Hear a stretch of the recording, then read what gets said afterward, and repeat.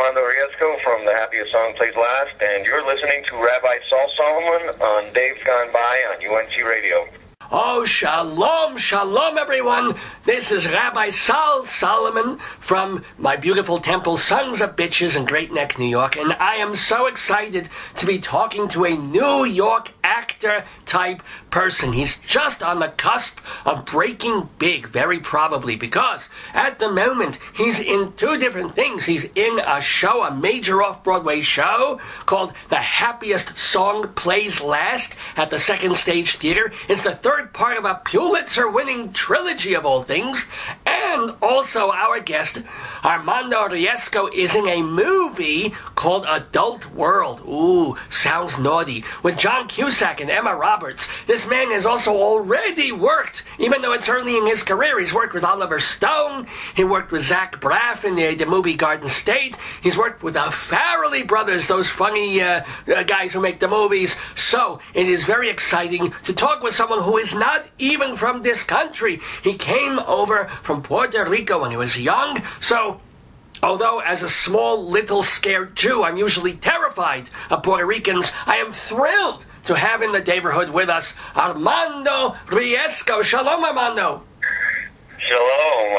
We're just as scared of you guys as you are of us. So good. As well you should be. If you've ever gotten close to my body odor, you would know that's something to be scared of. But congratulations, first of all, on all this activity in your career. You've been an actor for a little over a decade. Is that true? That's true, yeah. Because I think graduated in 1999 from Northwestern, and been doing it ever since. And was your first big break the 2002 play 4 at Manhattan Theater Club? Was that when you felt you started to arrive? Well, if there ever is such a thing as an arrival, I guess that was probably it. I mean, that got me an agent and sort of opened a few doors for me. So. Well, that would help, yes. So let me roll it back a little. At Northwestern, you studied acting. What were some of the roles you played at that university? I did some terrible student productions of really adult plays. You know, college is the only place where you can play, Arcadna and do Waiting for Godot when you're 18 years old and get away with it. Now, wait, you did not play, or did you play Magam Arcadina in, what was that, is it the no character? I worked on it on acting class, that's for sure. Okay. We were highly encouraged to try anything and everything. Now, actually, I make fun of saying that you were playing Magam Arcadina, but in this movie that you're in, it's called Adult World, you are playing, for the most part, a woman or a womanly man person. Tell us about this part. I play a pre-op transgender person called Rubia, who's sort of a mentor to Emma Roberts' character. Okay. Emma Roberts being the daughter of Julia Roberts, by the way. People didn't know this. Yes? Yeah, that's right, yeah. Julia Roberts' niece. Niece, I'm sorry, not daughter, niece. She has like 2 million Twitter followers, so she's definitely somebody. Wow, my good. I have 2.5 Twitter followers, and I'm trying to lose that half. Me too. I've got my brother and my aunt. Oh, it's good. Family's important. Now wait, now let's even roll it back a little more. Are your brother and your aunt in this country, or are they still over in Puerto Rico? Well, my family's Cuban, actually. Oh, Cuban, I'm sorry. Yes. So my family's kind of all over the place. My brother is actually in the States, and my aunts are kind of spread out. One's in Miami, one's in Puerto Rico, but they've lived in Brazil and Mexico, so. Please, you're talking to someone who knows a lot about the diaspora. I understand. So I should clarify. You're right. You were born in Puerto Rico. Your parents were Cuban immigrants. That's right. Yeah. So what brought you from? Well, first of all, what brought them from Cuba to Puerto Rico, and you from Puerto Rico to America? Well, I mean, they left Cuba for the reason that many Cubans left Cuba, and they weren't down with communism. Okay. So they were basically run out. Well, my dad's family certainly was run out, and my mom's family left, and so my parents met in the States. They ended up in Puerto Rico because my father was an engineering professor at the University of Puerto Rico. That was his first job after he finished his degree. They lived there, but then how young or old were you when you left and came here? I graduated high school in Puerto Rico. I came to the States when I was 17 for college. Wow. So what was it like growing up? I've never been to Puerto Rico.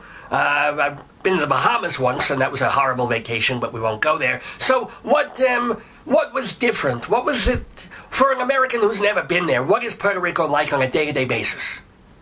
Well, Puerto Rico is What? a lot like anywhere else.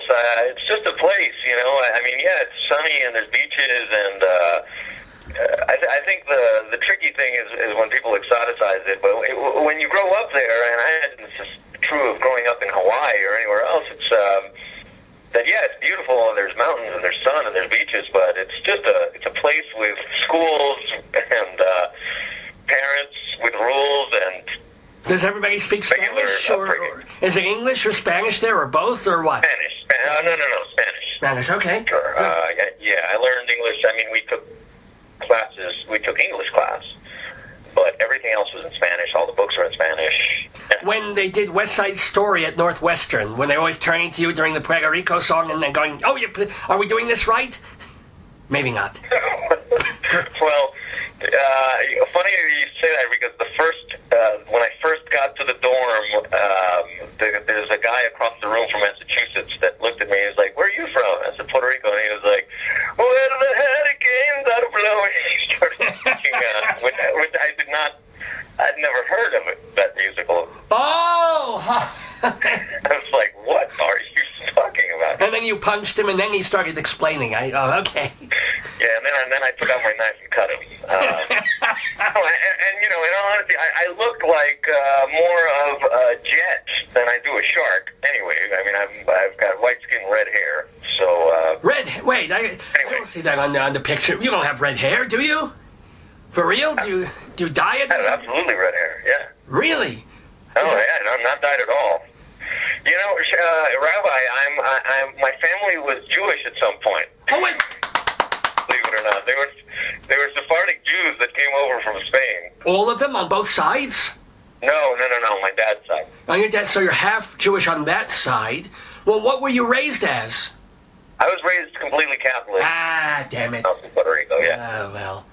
Well, you can always go back. Sometimes yeah, well, what can you do? We can't all be perfect. Did you get a head start? Are you circumcised at least?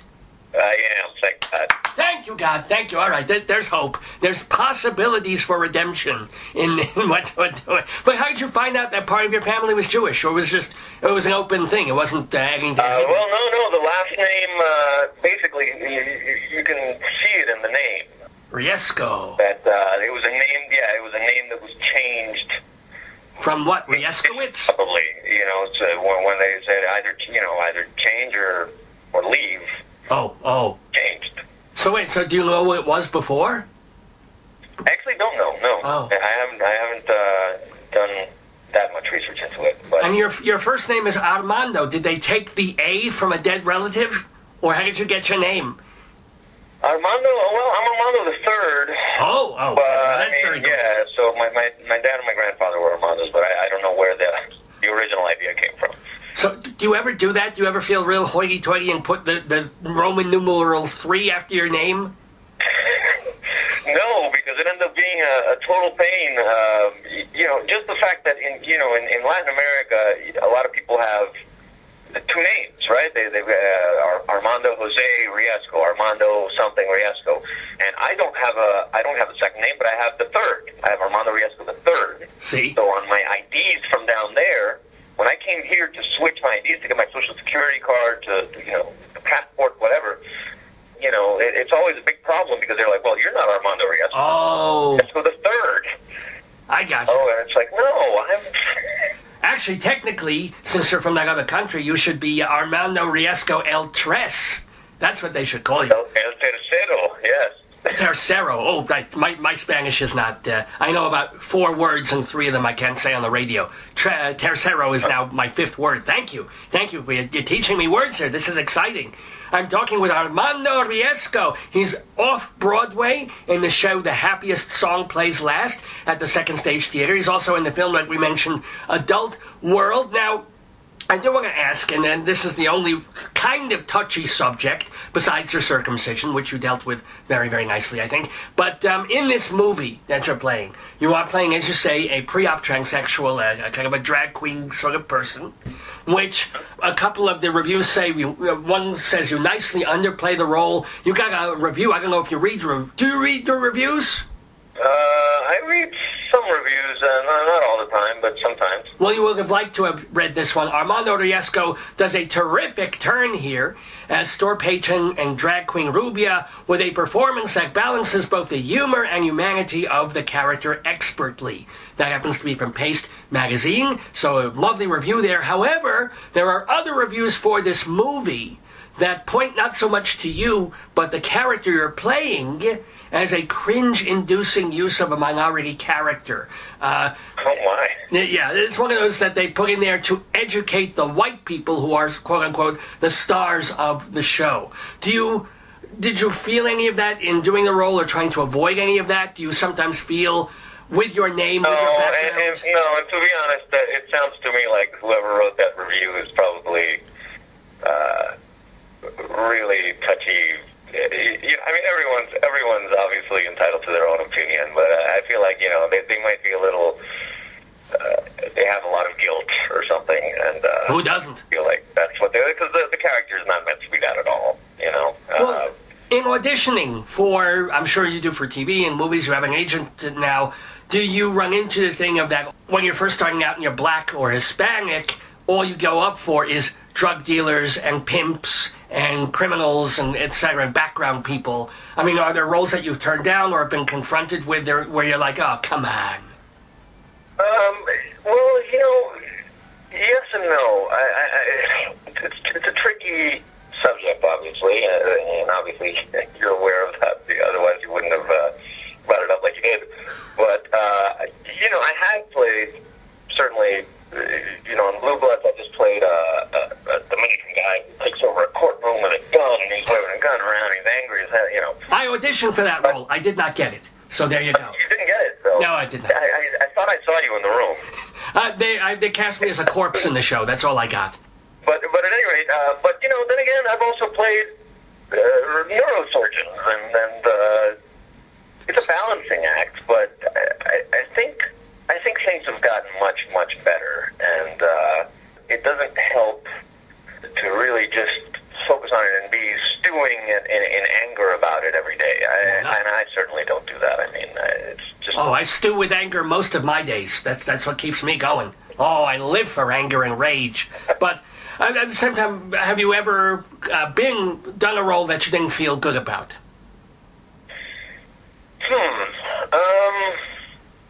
Gosh, offhand, I can't remember really any role that... I mean, to me, the roles that I'm not angry with, but boring roles to me are something to be angry about. When you feel like you're doing nothing with yourself and you're just out there exposing information or just doing something that you go, God, anyone could do this. That to me is... That's very interesting. Yeah, no, But if it, this Dominican guy on Blue Blood, that was an interesting character. And that kind of stuff happens, People have taken over courtrooms with guns, and it was fun to do, So... and let me ask you something. I let other people critique that, Speaking of Blue Bloods, all I have ever heard from anybody, time and time again, is what a nice, great, wonderful guy Tom Selleck is. Are you going to add to that chorus? I didn't meet him. I worked with Donnie Wahlberg and Bridget Moynihan the whole time, so I didn't even see the mustache. Oh well. I was hoping for another encomium for the fine Mr. Selleck. But how is Bridget Moynihan? She's kind of cute.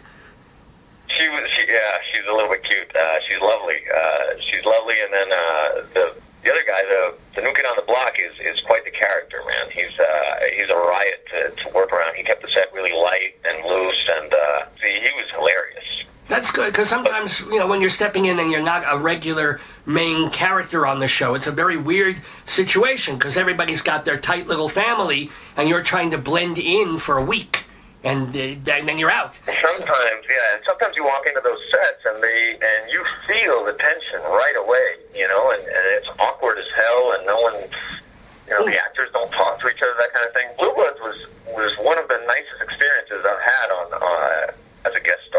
because you would think that on something that's a procedural that's been on for so long that people would want to just kill each other at this point. And it was the complete opposite. That's wonderful. So what's an example of a show that you were on where you could cut the tension with a bris knife? Oh my. Let's see. I can't remember offhand. Oh, yes, you can. I can't remember. Tell you what, can you tell it without naming... Well, no, without naming names. Can you sort of clue us in to like an experience where it was just like, oh boy? Sure. Yeah, I remember being on a show once where I walked in to the first day and the lead of the show gathered everybody right before we shot the first scene and just gave a speech about how he was the star and how he shouldn't be taking direction from people that hadn't been around, and that the network supported him in every choice he made, no matter how strange it seemed to other people, and that. And so he basically was putting the director in his place before we started shooting the episode, which was very awkward. That's awful. That kind of stuff happens. Was that a comedy or a drama? I'm not going to tell you. Oh, okay, and is the show still on the air, though? I don't know. Oh, okay. Oh, you really don't know? Well, you certainly wouldn't watch it. Did you watch your own episode? Yes, I did. Okay. Well, but no, that's another question. Do you watch yourself when you're on TV or in a movie after it's all over? Can you watch yourself? Do you cringe? Are you happy to be there? Yeah, I cringe like that reviewer, but for different reasons. I generally have it's strange to watch yourself in something, and the first time especially is always like, wow, that's bad. I think the second time around you can sort of see it with clearer eyes and go, okay, yeah, that's fine. But also, like, by the time a movie comes out, you're already an older person. You're a different actor. You're a different person. It was probably shot 6 months to a year and a half ago, and you're doing different things. And you look back, it's like, oh, I would have done it so differently. I look back at my mornings like that every day, and I just feel like, should have just gotten up completely differently. We're talking with Armando Riesco, who is in the off-Broadway play, The Happiest Song Plays Last. This is the third in a trilogy by Chiara Alegria Hudes. Am I pronouncing that right by any chance? Yeah. Oh, good. Yes. Well, that's a first. Who, by the way, is half Puerto Rican, half Jewish. Oh, nice! Yay! So's the guy who wrote The Whipping Man, I think. He's partially Jewish. I don't know why I brought that. He's Lopez guy, Matthew Lopez. Anywho, Happiest Song Plays Last. Now, you were will be in all three of these plays in the trilogy. So please tell us about them, and specifically your character. Well, the trilogy is based on the writer's cousin, who's a real guy, and he went to the Iraq War in the very first wave, and the attack on Baghdad in 2003, I believe it was. He's quite the character and quite the guy. He went there. He was injured pretty badly, and he came back and had some problems readjusting to society, and had to deal with several issues. And then eventually he went to L.A.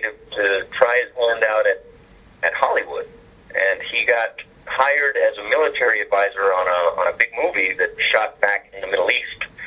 He went back and he did that job, and not only did he do that job, but he also ended up being the lead of the movie because the main actor got fired 2 weeks into filming. Okay. And they just threw him in there as the lead of the movie. That part of the story is what this last play is about, or at least on my side of the stage. There's basically two intertwining stories between my character and my cousin's character. But yeah, that's what my side of the story is about. It's about a Marine who is in the Middle East. He's back in the Middle East, and he's doing a movie, and he's falling in love with this girl, and it's very funny, and it's very sweet, and very sad at the same time, Oh, very good. I mean, when you did the first play, which was... A Soldier's Fugue. Soldier's Fugue came first, then Water by the Spoonful, and I think that was the one that won the Pulitzer, right? Something like The that. first one was nominated for a Pulitzer, and the second one won the Pulitzer. Good Lord. So, but when you did the first one, did you have any idea that you would be connected to, that she was writing a trilogy and that you would be part of it if it went well? No, not at all. In fact, that was never the idea. I think she wrote the first one, and then she went off and did In the Heights. You know, Right, with Lin-Manuel Miranda. Who, is he partly Jewish, I hope? Or not? I don't know. I think he might be full Puerto Rican. Ah, damn it. The best ones get away. They did that, and she obviously had a great time doing that, and she was, I don't know if she won the Tony or she was nominated for a Tony or what, but... Well, the musical won the Tony for Best Musical. Yeah. In the Heights did. But then she came back and she said she just felt like picking up these characters and bringing them further? Exactly. So this was a couple of years after the whole thing was done, or the first one was done, that she came back to it. Very nice, very nice. Now, let me ask you about some of the other folks that you have worked with, especially in movies. You were in the film about 9/11 that Oliver Stone shot.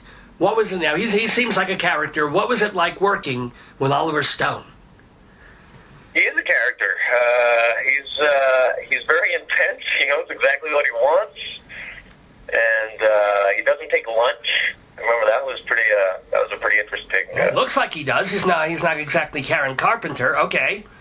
Yeah, but he knew what he wanted right away, and he created it. The set was a nice set actually. We had a lot of fun doing it, despite the subject matter. Right, we got to bond quite a bit, and we shot the whole thing in order. So. Oh my! Now, how did that? As an actor, did you really appreciate that, or it doesn't make that much of a difference?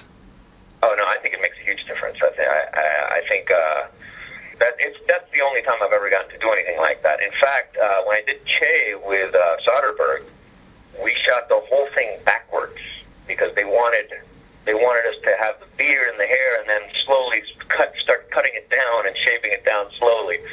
So we went from the very end of the movie.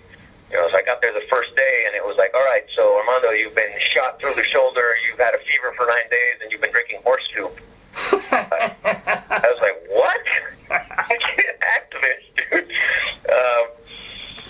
And something nice to be shooting something in order like that. Well, actually, in some way, at least in that one, it's still in a kind of an order, so you're following a path. But most films are shot completely out of sequence and randomly. Completely out of sequence, absolutely. Yeah, so that's going to be even harder. That's one of the things I'm still figuring out, but certainly all the greats know how to handle that beautifully, I wouldn't know but what exactly they do. I'm still figuring that out. Now, how was Soderbergh? What was he like? He was great. He's very different from Oliver Stone. He's a very quiet, sort of reserved guy. He knows what he wants, but he doesn't impose anything on anybody. He's more of like a voyeur, it seemed to me. At least in that movie that we shot, he just kind of went off to the corner and he was like, "What are you guys doing?" And then you would have to figure out what you were doing, and then he would shoot it. Huh. We would work. He's also a workaholic. We'd work like maybe 14-hour days, and then he would go edit for another 5 hours, and then sleep for a little bit, and then do it all over again, 6 days a week. Wow. So he's a phenom, And this was a movie. Was the movie called Che? Yeah, it's Benicio del Toro playing Che Guevara. It was at Cannes. Benicio won the Best Actor at Cannes for it, and it obviously was not a big or commercial success, otherwise you would have heard of it. But it's a really interesting 2-part movie. It's kind of a huge thing. Cool. Che, with you, and what was the name of your character so we can look for you? My character's name is Benigno, and I'm basically in the second movie, especially more towards the end, because I'm one of the 3 people that don't get killed. Wait, don't get killed? I thought you were shot in the shoulder and you had to drink horse poop or something. Yeah, but I made it through. Oh, okay. Oh, well, good. Oh, good. You get to live. See, you're at that stage in your career where they don't kill the Puerto Rican yet. They let you live. This is good. You're not like the black sidekick. He keep in mind, that was a lot of Puerto Ricans and a lot of Cubans, so, you know, it's not like there was a choice. Okay. Someone had to live, and it was going to be a Cuban or a Puerto Rican. Oh, but now also other folks that you have worked with. You worked with on a film called Fever Pitch by the Farrelly brothers, right? Yeah, I did. Yeah. Did you see them in action? That was a lot of fun. That was a lot of fun. I'd love to work on more comedies, you know. I worked with this guy, man, I see him in my soup every day. Jimmy Fallon, who's everywhere right now. He was a great guy to work with. He was super nice, and Drew Barrymore was also phenomenally friendly, and she would take us out to dinner, and she'd take the crew out to dinner, and that barely ever happens. So it was... That is really nice to hear. Yeah, it was a real treat to work with them. I mean, you get the feeling that Jimmy Fallon is actually an honestly nice guy. I mean, the smiling all the time throws me. The man cannot be Jewish because he's just so damn happy all the time. It's just, I cannot fathom that sort of personality. But he really seems like a sweetie. So good for him. And you say he was great to work with. But what were the Farrellys like when they were directing? They were great. It seemed like one of them took the lead. I can't remember which one it was. But one of them was a little more quiet, and he was just... Maybe he was the great puppeteer behind everything.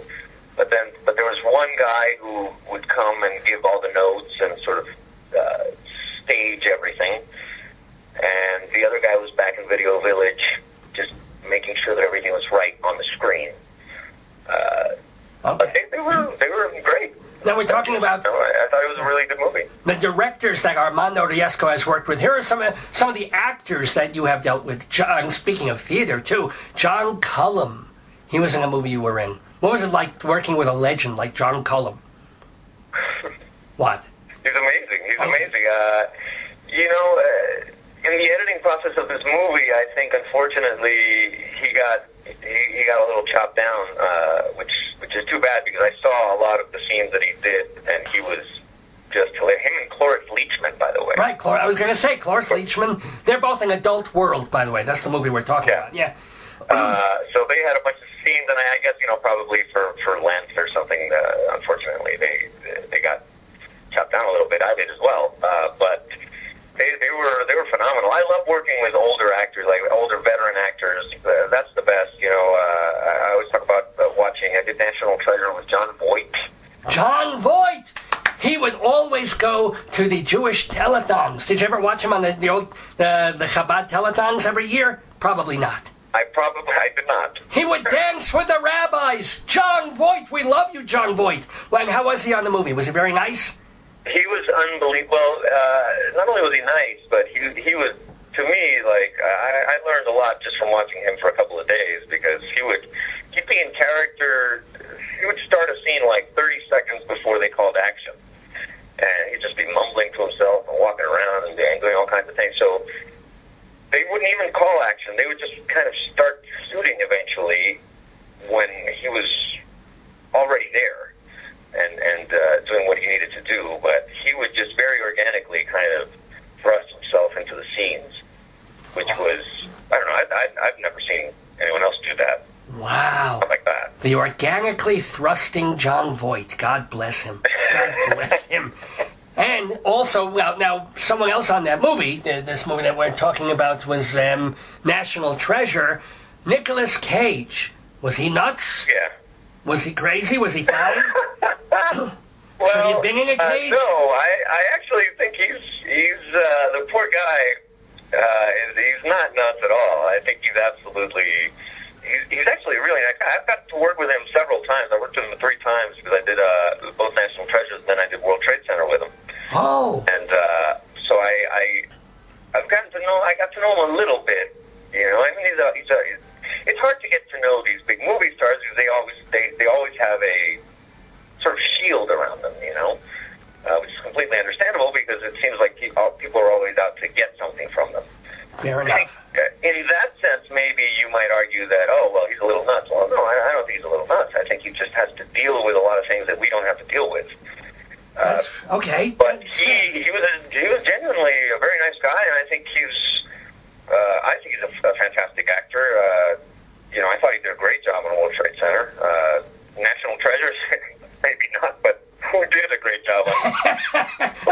fun movie. All right. Oh, yeah, it's just silly. It's for 12-year-olds. So I have to ask our guest, Armando Riesco, about one of the goddesses, the golden, gorgeous, and incredibly Jewish Natalie Portman, with whom you were in. Oh, man. I've got nothing bad to say about Natalie Portman. I don't want you to say anything bad about Natalie Portman. I want you to tell me how wonderful and beautiful she is.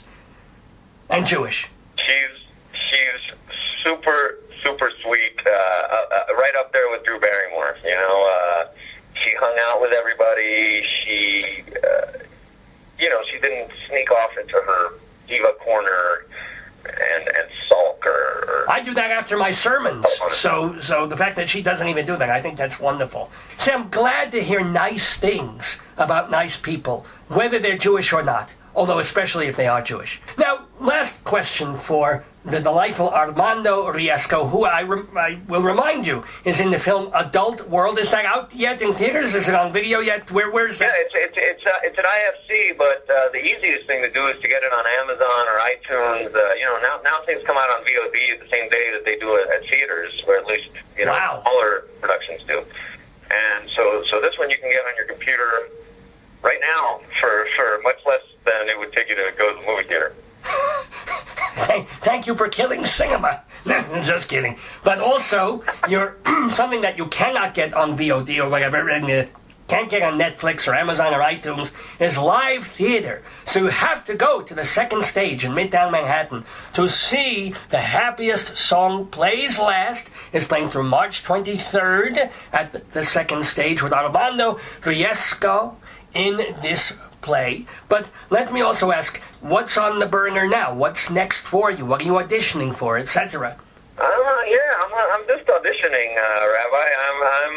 I'm just another actor ultimately, and I'm going through some of the hoops of pilot season right now. Oh. And frankly, I'm also just getting prepared. My wife and I are expecting a baby girl in June. Mit Mazel! Are you going to raise her Jewish? No, you're not. No. She has a little bit in her. It's just a recommendation. Just saying something to put in the back of your mind. Oh, but when is she due? She's due in June. Oh my goodness. Yes. So that's the next big production that I'm currently waiting on. What does your wife do? My wife's an actor as well. Really? May I ask, who is your wife? Yeah, her name is Shirley Rumierk. Shirley Rumierk. Yeah, you have to jump on Google, but she's done a bunch of TV pilots and that kind of thing as well. So wait a minute, how do you deal with that? Let me ask, this is an important question, because you're talking about pilot season, she's doing pilot season, but you're in a play in New York for a couple of weeks. How do you deal with being bi-coastal, you should pardon the expression?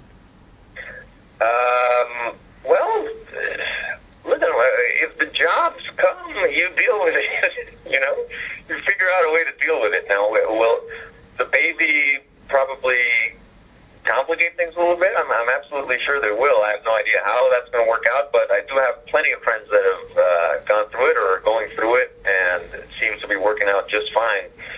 So I think, one day at a time, one step at a time, we should be okay. But it's not, while you're doing this play, you can't be bouncing back and forth to Los Angeles unless you do... Oh, no, but a lot of these things nowadays happen just off tape. Oh, really? Yeah. So that they'll see your tape and then they'll bring you in if they really are interested.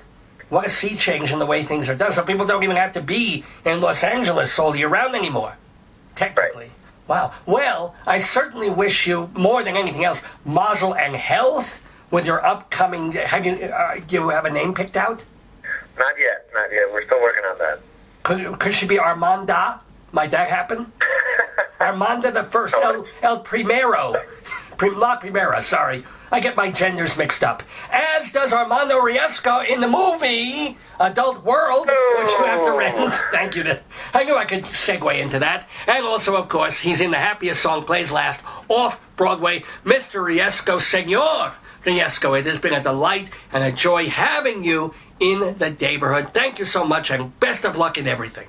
Thank you so much. You have a great day. Shalom to you.